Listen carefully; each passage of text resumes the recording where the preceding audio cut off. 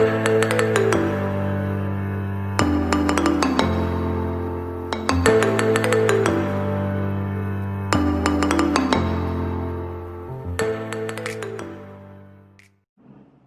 Everyone, this is RG. Welcome back to our YouTube channel. Chapter चल रहा है 5th class 12th का, यानी कि सरफेस केमिस्ट्री। हमने अपने पिछले लेक्चर में फ्रॉन्टलिच एड्सॉर्प्शन आइसोथर्म पढ़ा था। बहुत ही ज्यादा इंपॉर्टेंट टॉपिक था। हमने ये देखा था कि एक्सटेंट ऑफ एड्सॉर्प्शन किसके ऊपर डिपेंड करता है, that is pressure. Fine. And हमने आइसोथर्म में basically effect of temperature, effect of pressure, ये चीज जानी थी। आज का टॉपिक भी आइसोथर्म ही है, पर फ्रॉन्टलिच से थोड़ा आगे बढ़ते हैं, that is Langmuir adsorption isotherm. तो आज का हमारा टॉपिक है लैंगमियर एड्सॉर्प्शन आइसोथर्म।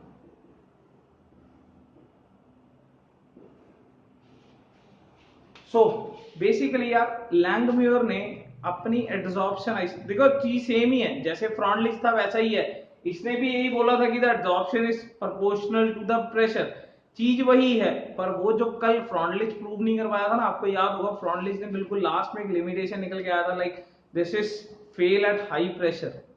फाइन। तो ये जो लैंगम्यूर है, इसका एक्सप्रेशन कुछ अलग तरीके का है। इसमें वो सारी बातें प्रूव हो जाएंगी जो कल हमने करी थी, ठीक है ना। तो अल्टीमेटली कह सकता हूं यार, या तो लगा लो कि उसका लिमिटेशन दूर करने के लिए ये बंदा है, या फिर ये कह लो कि बात तो सेम ही है, लैंगम्यूर और फ्रॉन्टलिच बात तो सेम ही कह रहे हैं, पर दोनों का कहने का अंदाज अलग अलग है। फाइन। इसका जो एक्सप्रेशन है, उसका जो एक्सप्रेशन है, दोनों का एक्सप्रेशन अलग अलग है, चीज सेम ही है। क्लियर। बट लैंगम्यूर ने अपना एक्सप्रेशन देने से पहले कुछ अजम्पशंस माने थे। तो सबसे पहले हमें वो अजम्पशंस देखने पड़ेंगे कि क्या है। Fine. So the very first thing is assumptions to write the Langmuir expression. Fine. Expression को पूरा डिराइव करेंगे, बहुत जबरदस्त, बहुत अच्छा टॉपिक है, जेई के लिए बहुत ज्यादा इंपॉर्टेंट टॉपिक है, तो थोड़ा सा ध्यान रखेंगे। The very first thing is assumptions।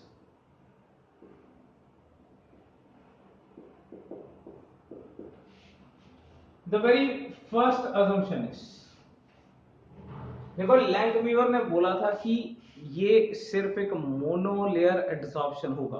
Fine. तो according to Langmuir, adsorption must be monolayer. यानी कि बड़ा सिंपल सा फंडा है, कहने का तात्पर्य क्या है कि each site absorbs a single molecule. कहने का मतलब क्या हो गया, each adsorption site, each adsorption site absorb a single molecule.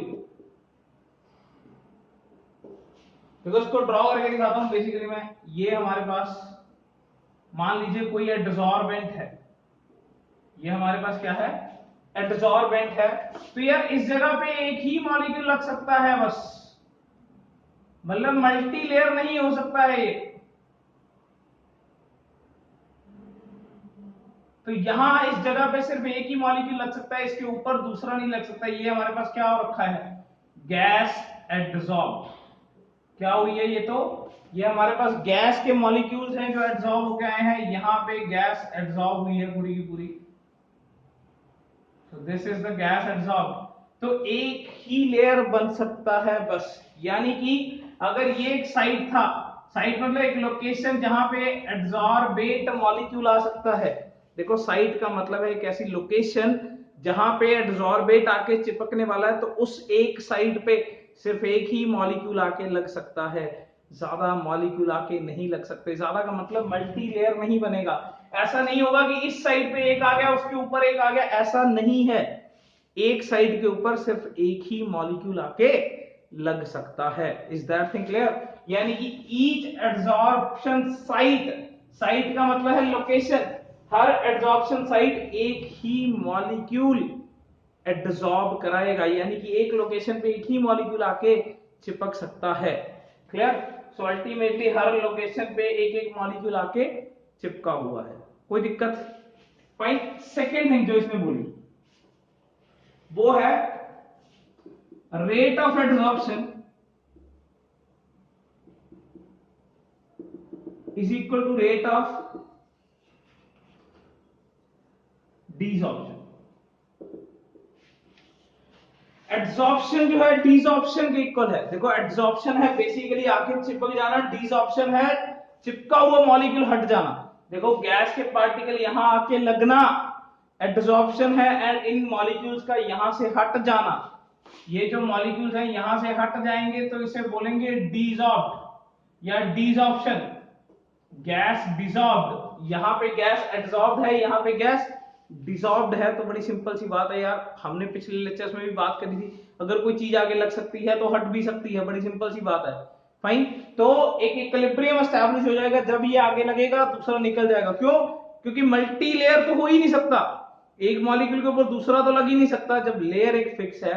बड़ी सिंपल सी बात है यार। देखो हमने बेंच की एग्जांपल ली थी कि बच्चे बैठे हैं, फाइन, अब सारे के सारे बेंच ऑक्युपाइड हैं, सारे के सारे बच्चे बैठे हो, अब बाहर से बच्चा आ रहा है उसको बिठाना है तो क्या होगा, अंदर से हट जाएगा, एक कोई ना कोई अपनी जगह से उठ जाएगा तो वो बैठ जाएगा। अब एक और आया तो फिर एक और को हटना पड़ेगा। तो ultimately rate of adsorption is equal to rate of desorption. जब एक बैठेगा तो एक निकलेगा, एक बैठेगा तो एक निकलेगा। अल्टीमेटली रेट ऑफ एड्सॉर्प्शन किसके इक्वल होगा, रेट ऑफ डिसऑप्शन के। Clear? So this is the second assumption जो कि लैंगडोल्फियर ने माना कि जब एक मॉलिक्यूल आएगा दूसरा अपनी जगह से हट जाएगा, बिकॉज मोनोलेयर है। एक बच्चे की गोदी में तो दूसरा नहीं बिठाना ना, बिठा ही नहीं सकते because it's a monolayer. Fine, कोई भी दिक्कत। बात करते हैं पॉइंट नंबर 3 की जो उसने असम्पशन माना। सो पॉइंट नंबर 3 के अंदर बेसिकली उसने बताया कि कोई भी लेटरल ओवरलैपिंग नहीं होगी। हालांकि ये बात हम बिल्कुल लिख चुके हैं तो हम ये बात छोड़ सकते हैं। एक और हम पॉइंट बना के देखते हैं। फोर्थ पॉइंट था, चाहे इसको थर्ड लिख लो चाहे ये हो जाएगा, ओवरलैपिंग नहीं होगी। This is already clear because monolayer के अंदर हम ये पॉइंट कर चुके हैं। क्लियर? एक और पॉइंट है हमारे पास, यानी कि third assumption is the surface of the adsorbent is homogeneous and it contains a fix number of sites. वो लोकेशंस जहां पे आके एड्सॉर्बेट को चिपकना है वो लोकेशंस फिक्स है। क्लियर? सो मैं कह सकता हूं the surface of adsorbent is homogeneous and contains fixed number of adsorption sites. So adsorbent का जो सरफेस है वो कंप्लीटली होमोजीनियस है। फाइन, ये जो सरफेस है पूरा होमोजीनियस है। होमोजीनियस का मतलब है एक जैसा है, एंड ये जो नंबर ऑफ लोकेशंस हैं ये फिक्स हैं। फाइन, यानी कि यार अगर मैं ऐसा मान लूं ना कि भाई मतलब मैं फिक्स कर देता हूं यार कि ये मेरी पहली लोकेशन है, ये दूसरी लोकेशन है, ये तीसरी है, तो यहां पहला मॉलिक्यूल, यहां दूसरा, यहां तीसरा, यहां चौथा, ऐसे आगे लगेंगे। ऊपर वाले को ज्यादा छोटा करके दिखाने की बजाय मैंने बड़े बड़े मॉलिक्यूल्स दिखा दिए हैं। तो ultimately the number of sites is fixed, number of adsorption sites है। Is that thing clear? And the fourth and the last assumption is the gas behaves ideally. वो गैस जो एड्सॉर्ब होने आई है वो आइडियल बिहेवियर शो कर रही है, मतलब ऐसा ना हो कि उसका कोई नया ही बिहेवियर आपने क्रिएट कर दिया। Fine, the gas is behaving ideally. कोई दिक्कत? कोई भी दिक्कत? एक बार रिपीट कर देता हूं। तो वेरी फर्स्ट थिंग, देखो यार वैसे तो मेनली ज्यादा दो इंपॉर्टेंट है, इनको लेके मैं ज्यादा बहस करने वाला हूं, ज्यादा डिस्कशन करने वाला हूं। क्या कि एक तो मोनोलेयर ही बनेगा, यानी कि उस साइट पे आके सिर्फ एक ही मॉलिक्यूल लग सकता है। क्लियर? दूसरी बात, जब कोई आएगा दूसरा निकल सकता है। Rate of adsorption is equal to rate of desorption. अगर आप लगातार एड्सॉर्प्शन करते जा रहे हो तो लगातार डिसऑर्प्शन भी होता रहेगा। क्लियर? अगर आप लगातार मॉलिक्यूल चिपकाते जा रहे हो तो पिछले मॉलिक्यूल हटेंगे। यार अगर क्लास में लगातार बच्चे आते जा रहे हैं तो दूसरे वालों को जगह छोड़नी पड़ेगी, because rate of adsorption is equal to rate of desorption. कोई दिक्कत? So these are the assumptions, इनको लेके हम बेसिकली अब सॉल्व करने वाले हैं लैंगम्यूर का adsorption isotherm. Let's have it. बहुत ही ज्यादा सौखा क्वेश्चन है, बहुत ही ज्यादा आसान है, कोई रॉकेट साइंस नहीं है, तो let's have it.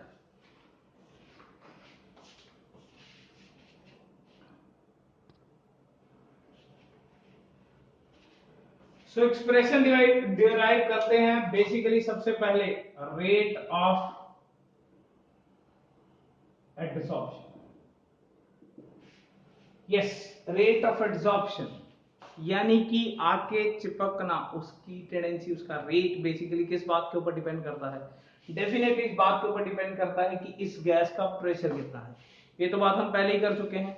So rate of adsorption is directly proportional to what? Pressure. Clear? Pressure of the gas. कोई दिक्कत? Fine. Whether you can write it as pressure of the gas, fine. मैं इसको सिर्फ pressure लिख रहा हूं, आप इसे समझ लेना कि this is pressure of the gas being absorbed, जो गैस आके लग रही है, ठीक है ना?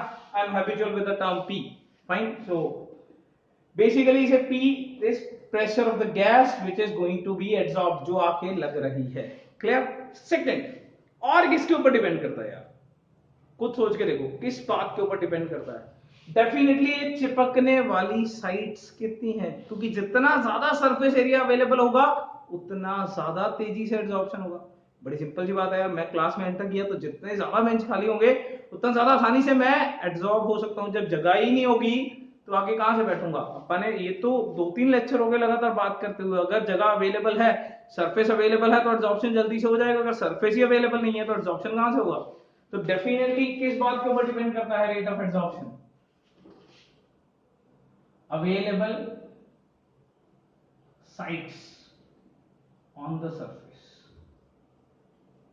सरफेस पे कितनी साइट्स अवेलेबल हैं। क्लियर? कोई दिक्कत? तो अब इसको कैसे रिप्रेजेंट करेंगे कि सरफेस पे कितनी साइट्स अवेलेबल हैं, इसको कैसे रिप्रेजेंट करेंगे? तो बड़ा ही सिंपल सा फंडा है, मैं इसको थोड़ा सा अलग यहां पे जगह ले लेता हूं। क्लियर? सो बेसिकली हम मान के चलते हैं कि total number of sites n, यहां पे suppose total number of sites कितनी है? n है, एंड ऑक्युपाइड साइट्स, बेसिकली हम इसको फ्रैक्शन से दिखाते हैं, दैट इज ऑक्युपाइड साइट्स है n थीटा। अब मुद्दे की बात है, ये थीटा क्या है? Theta is basically fraction of surface occupied. Theta is basically fraction of surface occupied. कितना सरफेस ऑक्युपाई हो गया है उस चीज का फ्रैक्शन है। Is that clear? यानी कि theta is basically occupied sites upon total sites. Fine. अगर मैं यहां पे ये नहीं भी लिखता ना ऑक्युपाइड साइट्स, तो मैं यहां से सॉल्व कर सकता हूं। देखो ऑक्युपाइड साइट्स क्या होगा? थीटा इनटू टोटल साइट्स कितनी है? n। अगर मैं इसको यहां पे पुट कर दूं तो ये n इधर जाके मल्टीप्लाई हो जाएगा, ऑक्युपाइड साइट्स कितनी आ जाएंगी? n into theta. फाइन। कोई दिक्कत? बड़ा सिंपल सा फंडा यार। अगर टोटल जगह n है तो मैंने मान लिया कि उसमें से n इनटू थीटा जो है वो भरी हुई है, यानी कि खाली कितनी है? खाली है डेफिनेटली। अवेलेबल साइट्स कितनी हैं? n minus n theta. So n minus n theta is actually the available sites. कोई दिक्कत? तो ये बात तो पक्का क्लियर है कि भाई rate of adsorption directly proportional है प्रेशर के and n minus n theta. कोई दिक्कत? Clear? Now rate of desorption, rate of desorption, ये बात क्लियर है ना? थीटा यार वो फ्रैक्शन है, मतलब एक में से कितने, जैसे मोल फ्रैक्शन में नहीं करते होते कि कितने में से कितने मोल्स, वैसे ही टोटल जगह में से कितनी जगह भरी हुई है। तो टोटल साइट्स में से कितनी जगह, कितने साइट्स ऑक्युपाइड हैं। Fine. So ultimately theta is equal to occupied sites suppose नहीं पता है तो total sites is equal to n। So basically ये आ गया n इनटू थीटा। कोई दिक्कत? तो ऑक्युपाइड साइट्स हमारे पास आ गई हैं n इनटू थीटा एंड अगर ये ऑक्युपाइड है, ये टोटल है, ये ऑक्युपाइड है, तो बच कितनी गई हैं जो अभी भी अवेलेबल है इस n minus N theta. And हमारा चिपकना इस बात के ऊपर डिपेंड करता है कि अब कितनी अवेलेबल साइट्स हैं। Is that clear? इसके ऊपर अब कितनी अवेलेबल साइट्स हैं, तो वो बेसिकली है n माइनस एन थीटा। तो रेट ऑफ एड्सॉर्प्शन ये आ गया। रेट ऑफ डिसॉर्प्शन की बात कर रहे थे। यस, रेट ऑफ डिसॉर्प्शन भाई इस मॉलिक्यूल्स को हटना है तो किस बात के ऊपर डिपेंड करता है? सिंपली कितने मॉलिक्यूल लगे हुए हैं, क्योंकि अगर मॉलिक्यूल लगा ही नहीं होगा तो हटेगा कहां से? बड़ी सिंपल सी बात है, कोई बच्चा उठेगा अपने बेंच से, किस बात के ऊपर डिपेंड करता है कि कितने बेंच भरे हुए हैं। जितने ज्यादा भरे हुए होंगे उतना ज्यादा उठने वालों की संख्या ज्यादा होगी। तो बड़ी सिंपल सी बात है, अगर ये मॉलिक्यूल ज्यादा ऑक्युपाइड होंगे, ज्यादा ये जो साइट्स हैं वो मॉलिक्यूल द्वारा ज्यादा ऑक्युपाइड होंगी, तो डिसॉर्प्ट होने की रेट जो है वो क्या होगा? ज्यादा। तो रेट ऑफ डिसॉर्प्शन तो सिर्फ इस बात के ऊपर डिपेंड करता है कि ऑक्युपाइड साइट्स कितनी है, ऑक्युपाइड साइट्स कितनी है। तो ये बेसिकली आ गया है R dot O dot D directly proportional to कितनी ऑक्युपाइड साइट्स हैं, that is n into theta. Fine, because जितनी ज्यादा जगह भरी हुई होंगी, जितनी ज्यादा साइट्स ऑक्युपाइड होंगी, उतना ज्यादा निकलने का चांस ज्यादा है। तो ultimately rate of desorption is directly proportional to occupied sites, कितनी ज्यादा भरी हुई है। नाउ बड़ी सिंपल सी बात है, अगर मैं इस डायरेक्टली प्रोपोर्शनैलिटी साइन को हटाता हूं तो रेट ऑफ एड्सॉर्प्शन मेरे पास डायरेक्टली प्रोपोर्शनैलिटी का साइन हटा के मैं इसे के ए लिख लेता हूं, यानी कि constant for adsorption P n minus N theta.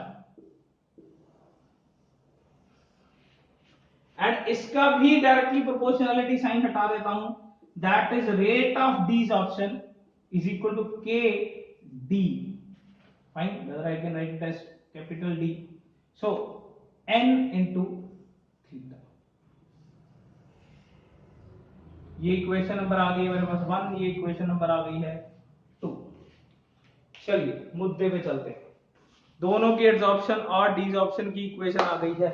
एक बार फिर से देख लीजिए, रेट ऑफ एड्सॉर्प्शन इस बात के ऊपर डिपेंड करता है कि इस गैस का प्रेशर कितना है, प्लस हमारे पास कितनी साइट्स अवेलेबल हैं। देन रेट ऑफ डिसॉर्प्शन इस बात के ऊपर डिपेंड करता है कि कितनी जगह भरी हुई है, बिकॉज जितनी ज्यादा भरी होंगी उनके हटने का चांस उतना ज्यादा है। क्लियर? इन दोनों को, this is P, this is n minus N theta, यानी कि अवेलेबल साइट्स। इसको देखा, प्रोपोर्शनैलिटी का साइन हटाया, दैट इज Ka आ गया, यहां पे Kd into n theta. Now assumption याद करिए, जिस सेकंड अजम्पशन की मैं बात कर रहा था उस अजम्पशन को याद करिए। Rate of adsorption is equal to rate of desorption. हमने बात करी जितनी जल्दी से आगे चिपकेगा उतनी जल्दी हट जाएगा, जितनी जल्दी से चिपकेगा उतनी जल्दी से हट जाएगा। तो वहां से from the second assumption these two are equal. Rate of adsorption is equal to rate of desorption. Clear? तो दोनों को कंपेयर करते हैं। थोड़ी जगह बना लेता हूं। So from 1 and 2 basically what I have been given is 1 and 2 से मेरे पास क्या आ गया है, Ka, मतलब मैं कह सकता हूं rate of adsorption is equal to rate of desorption. Isn't it? ये दोनों बातें तो क्लियर ही हैं।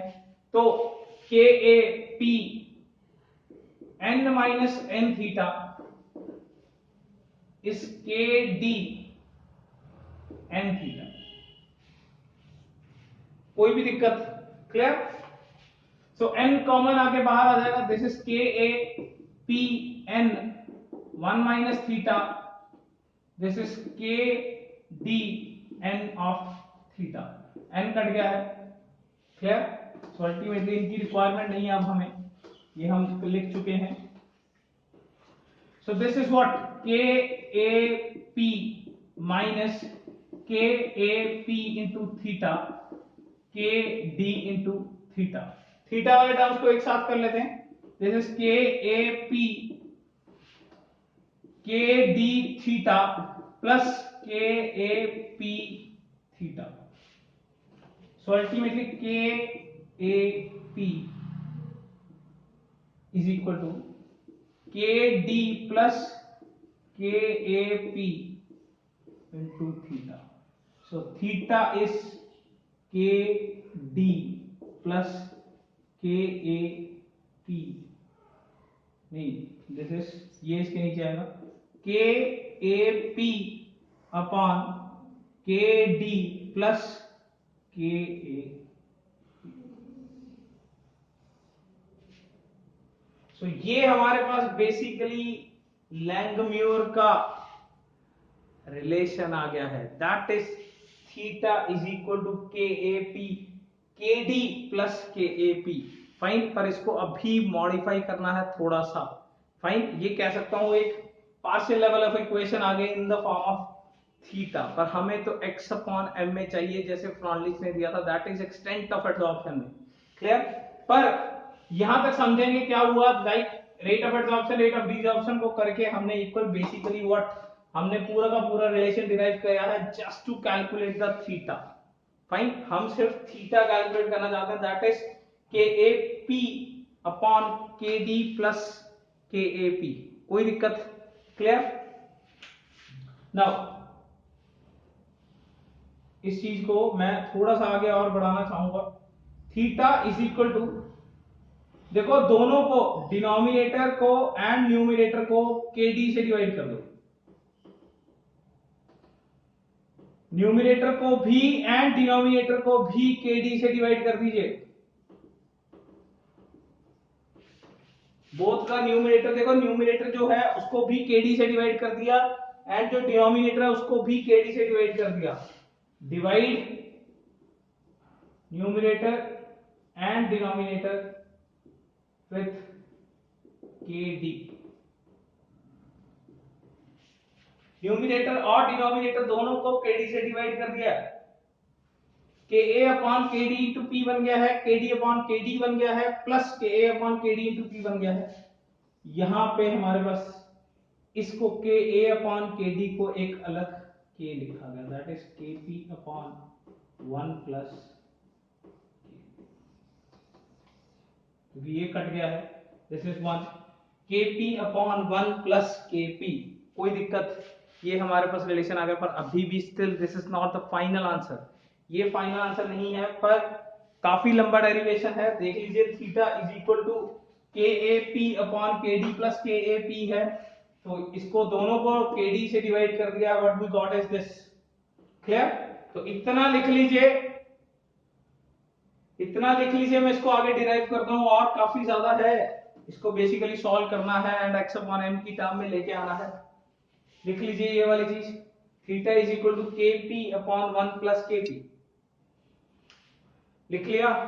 Late me raise this now. इसको यार x अपॉन m की टर्म में बना के देखते हैं। देखो x अपॉन m क्या है, ये extent of adsorption. Extent of adsorption का मतलब क्या हुआ, कितना एड्सॉर्ब हुआ है। एक्सटेंट ऑफ एड्सॉर्प्शन का मतलब है कितना एड्सॉर्प्शन हुआ है। डेफिनेटली ये डायरेक्टली प्रोपोर्शनल है किसके, थीटा के, बिकॉज थीटा क्या है, fraction of the surface occupied. भाई कितना सरफेस जो है वो ऑक्युपाई हो गया है, डेफिनेटली यार ये एक्सटेंट ऑफ एड्सॉर्प्शन ही तो बताता है, बिकॉज एक्सटेंट ऑफ एड्सॉर्प्शन मतलब कितना एड्सॉर्प्शन हुआ है, and fraction of surface occupied मतलब कितना सरफेस भर गया है। कितना एब्जॉर्प्शन हुआ है, कितना सरफेस भर गया, बात तो सेम ही है ना यार। तो ultimately x upon m is directly proportional to what, theta. कोई दिक्कत? सो x अपॉन m, अगर प्रोपोर्शनैलिटी साइन हटाता हूं तो can I write it as k dash into theta. k नहीं ले रहा बिकॉज पहले भी ले रखा है, तो k डैश, थीटा की वैल्यू पुट कर रहा हूं ये वाली, के P upon 1 plus K P. Clear? तो ये दोनों कांस्टेंट्स की बजाय एक कांस्टेंट यूज कर लिया a, एंड इस कांस्टेंट की बजाय एक कांस्टेंट यूज कर लिया b।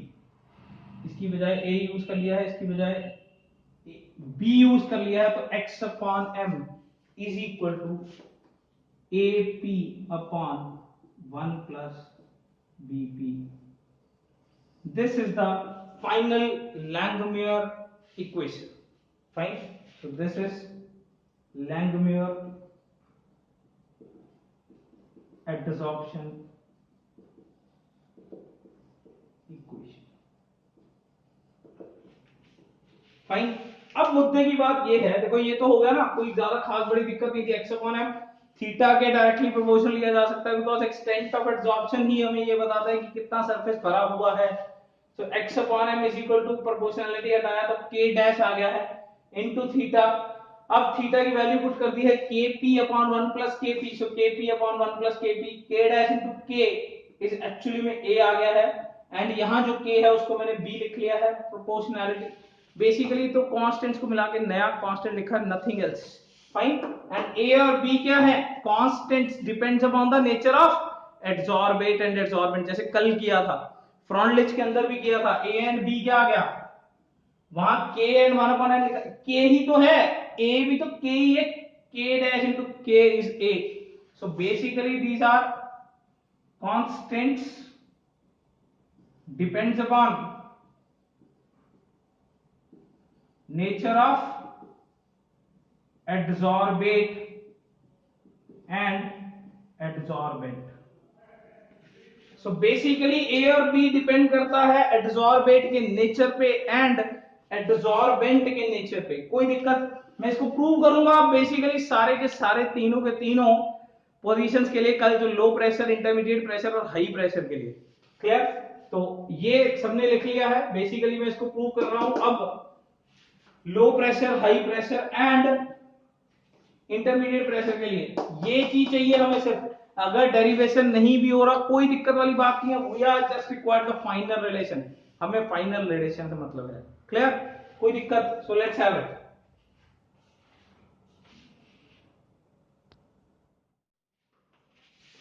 X upon M A P upon 1 plus B P.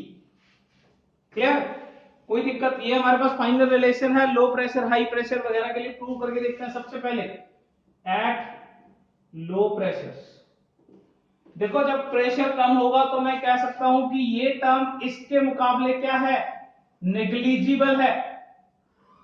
For low pressure ये टर्म जो है, प्रेशर क्योंकि बहुत कम है तो ये टर्म 1 के रिस्पेक्ट में क्या है, नेग्लिजिबल है। तो x upon m is equal to A P, इसका मतलब p रेज टू पावर 1। यही तो हमने कल बात प्रूव करी थी। Low pressure x upon m p raise to power 1 के ऊपर डिपेंड करेगा, यानी कि लो प्रेशर पे x अपॉन m p के डायरेक्टली प्रोपोर्शनल है। हाई प्रेशर पे चलते हैं। हाई प्रेशर पे, सो हाई प्रेशर पे क्या है, बेसिकली जब ये टर्म काफी बड़ा हो जाएगा, देखो बीपी इज वेरी ग्रेटर, ये काफी बड़ा है, जब प्रेशर बड़ा है तो ये टर्म काफी बड़ा है, इसका मतलब ये टर्म क्या है, नेग्लिजिबल है। ये टर्म क्या है, नेग्लिजिबल है। तो अल्टीमेटली अगर ये नेग्लिजिबल है तो X upon M A P upon BP. देखो बड़ा सिंपल सा फंडा है, अगर प्रेशर हाई है तो ये टर्म नेग्लिजिबल है, बिकॉज अगर ये टर्म काफी बड़ा है तो 1 ऑब्वियसली बहुत छोटी चीज है। मैंने किसी से 1 लाख रुपए लेने हैं और एक और लेना, चलो छोड़ो, एक तो छोड़ो, 1 लाख ही आ जाए बहुत है। 1 रुपए का 1 लाख के मुकाबले में बहुत छोटा टर्म है। तो बीपी प्रेशर अगर बड़ा है तो 1 इज नेग्लिजिबल। अगर 1 नेग्लिजिबल है तो ये पी पी के साथ कट गया। Ultimately what we get is X upon M is inverse directly proportional to pressure की पावर 0। ये सिर्फ कांस्टेंट बच गया है ए अपॉन बी, सिर्फ और सिर्फ कांस्टेंट बच गया ए अपॉन बी, प्रेशर की पावर 0, यानी कि इंडिपेंडेंट ऑफ द प्रेशर आ गया। जो कल फ्रॉन्टलिच फेल हो गया था हाई प्रेशर पे, बहुत ज्यादा अच्छे तरीके से लैंगमियर में प्रूव हो गया है। And eight intermediate x upon m is equal to AP upon 1 plus BP. So we are in the relation of x upon m is directly proportional to p raised to power 1 upon m. Clear? Because दोनों numerator में भी pressure पड़ा है, denominator में pressure पड़ा है, कोई किसी के साथ कट नहीं रहा। Ultimately what we get is a polynomial equation in the term of p। कोई भी दिक्कत, एक इक्वेशन मिल गया है p के टर्म में। तीनों बातें लैंगम्यूर के हिसाब से प्रूव हो गई है। जल्दी से लिख लेंगे इस चीज को, बहुत ज्यादा आसान है। देखो प्रेशर कम था तो ये टर्म नेग्लिजिबल है, तो अगर ये कट गया तो AP अपॉन 1 जैसे ये बच गया। हाई प्रेशर पे ये टर्म काफी बड़ा है तो ये नेग्लिजिबल है, तो P P के साथ कट गया। Ultimately what we get is independent of the pressure. क्या मिल गया हमें, independent of the pressure. And at intermediate, basically x upon m is equal to ap upon 1 plus bp, that is p की power 1 upon l, कोई ना कोई किसी न किसी पावर के ऊपर डिपेंडेंसी है. Is that thing clear? कोई भी दिक्कत, कोई भी दिक्कत? इस इक्वेशन का हम बेसिकली ग्राफ भी बना सकते हैं, जैसे फ्रॉन्टलिच का बनाया था. फाइन, इसका ग्राफ भी बना सकते हैं, लॉजिक ग्राफ भी बना लेते हैं. चलते हैं, ये सारी चीज लिख के रख लीजिए, ग्राफ भी बना लेते हैं. Let's have it. इसको लिख लीजिए.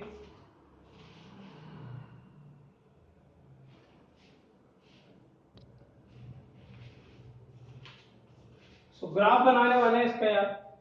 बहुत ही ज्यादा सिंपल, बहुत ही ज्यादा सिंपल काम है यार. ठीक है ना, बहुत अच्छा टॉपिक था ये, जेई के लिए बहुत अच्छा टॉपिक है. क्लियर? तो चलते हैं x अपॉन m, या इसको उल्टा लेते हैं. m upon x is equal to 1 plus bp upon ap. क्या किया, क्या किया? इनवर्स. बहुत ही ज्यादा सिंपल चीज है यार, कोई रॉकेट साइंस नहीं है. m अपॉन x, इसको सॉल्व करते हैं. m upon x is equal to 1 upon ap plus bp upon ap. Clear? तो ये pp के साथ कट गया. Ultimately m upon x 1 upon a into p plus b into a. बन गया यार, इक्वेशन बन गया, बन गया, बन गया, बन गया. ये देखो, this is y axis, this is m, this is x, this is c. क्या करते हैं हम लोग हमेशा ऐसे इसे क्या करते हैं, relate. Clear? So ultimately what we get is y axis पे m upon x, x axis पे 1 अपॉन p. 1 अपॉन p है ना, ये 1 अपॉन p है. So slope basically 1 upon a, intercept is equal to b upon a. This is intercept b upon a. इसको थोड़ा नीचे बना लेते हैं. This is intercept b upon a. Slope positive है 1 अपॉन a. लीजिए, ये आ गया है स्लोप 1 अपॉन a. सब कुछ मिल गया है कल की तरह. फाइन, बस इसका नजरिया अलग है देखने का. सो अल्टीमेटली फ्रॉन्टलिच एंड लैंगम्यूर यार दोनों बात तो सेम ही कह रहे हैं कि हमारी जो गैस एब्जॉर्ब्ड है ये डेफिनेटली प्रेशर के ऊपर डिपेंड कर रही है.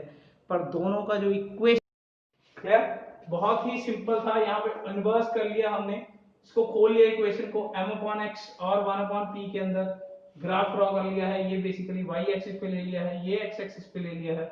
ये 1 अपॉन a स्लोप बन गया है, this is b upon a intercept. कोई भी दिक्कत, कोई भी दिक्कत? क्लियर? सो ये हमारा हो गया है लैंगम्यूर एड्सॉर्प्शन आइसोथर्म. सो बेसिकली हमने पिछले लेक्चर में फ्रॉन्टलिच किया था, इसमें हो गया है लैंगम्यूर.